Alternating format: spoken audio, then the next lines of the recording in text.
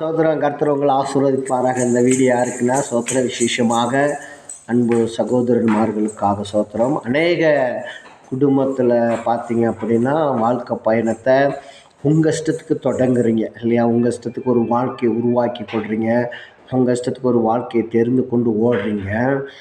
ஆனால் சில நாட்கள் கழித்து பார்த்தீங்கன்னா அந்த பொண்ணுக்கு உங்களுக்கும் பிரச்சனை வரும்போது அந்த பொண்ணை அப்படியே விட்டு விடுறீங்க இல்லையா? அப்படி எத்தனை குடும்பத்தில் விட்டு விட்டுட்டு வந்திருக்காங்கன்றத நீங்கள் அறிந்து கொள்ள. நான் ஊழியக்காரனாக இருக்கனால நிறைய பேர் என்னிடத்துல சொல்லுவாங்க, இப்படி விட்டுட்டு போயிட்டாங்க, 2 பிள்ளையோட விட்டுட்டு போயிட்டாங்க, 3 பிள்ளை 4 பிள்ளைகளோட விட்டுட்டு போய் நீங்கள் வாழ்கிறது நீங்கள் நல்லதென்று நினைக்க வேண்டாம். இயேசுவின் நாமத்தில் ஆமென். இன்னைக்கு நான் கட்டளையிட்டு சொல்லுகிறேன், அது ஒரு நல்லதென்று நீ நினைக்க வேண்டாம்.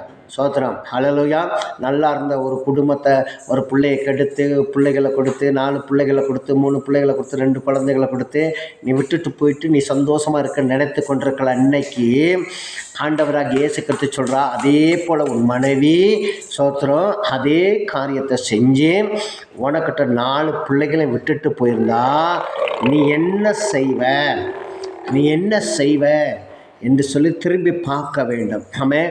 ஒருவேளை நீங்கள் அது அப்படியா கொண்ட காரியத்தை செய்கிற கிறிஸ்துவ பிள்ளைங்களாக இருந்தால் இன்றைக்கு ஆண்டவருடைய சமூகத்தில் உட்காந்து ஜெபம் பண்ணி, ஆண்டவரே நான் செய்தது தப்பு, நான் செய்ததுக்காக மன்னித்து விடுங்க, தேவன் மனம் இறங்குங்க, ஆண்டவர் இன்னைக்கு எனக்கு ஒரு அற்புதம் செய்யுங்க, மறுபடி நானும் என் குடும்பமும் ஒன்றா இருக்கணும், நானும் என் பிள்ளைகளும் ஒன்றா இருக்கணும்னு சொல்லி நீங்கள் தேவ சமூகத்தில் ஜெபிக்க வேண்டும். ஆமென்.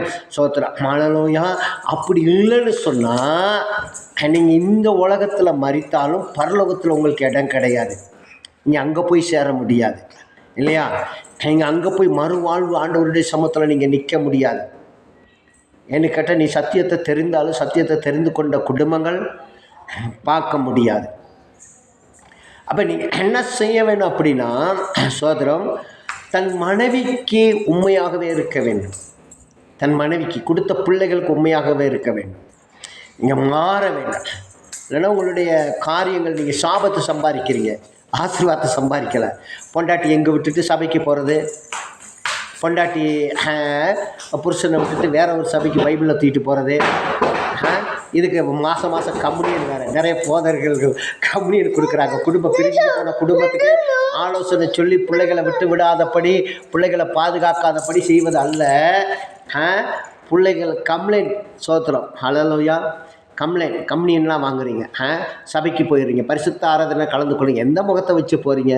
நீனே இங்கே துரோகம் பண்ணிவிட்டு அப்புறம் என்ன உனக்கு பைபிள், அப்புறம் என்ன உனக்கு சபை, அப்புறம் என்ன உனக்கு ஊழியம்? எதாக இருந்தாலும் ஆண்டவருக்கு பயந்து செய்யுங்க. தேவன் உங்களை மறுபடியும் ஆசீர்வதிப்பாராக. மறுபடியும் இன்னொரு வீடியோ போடு.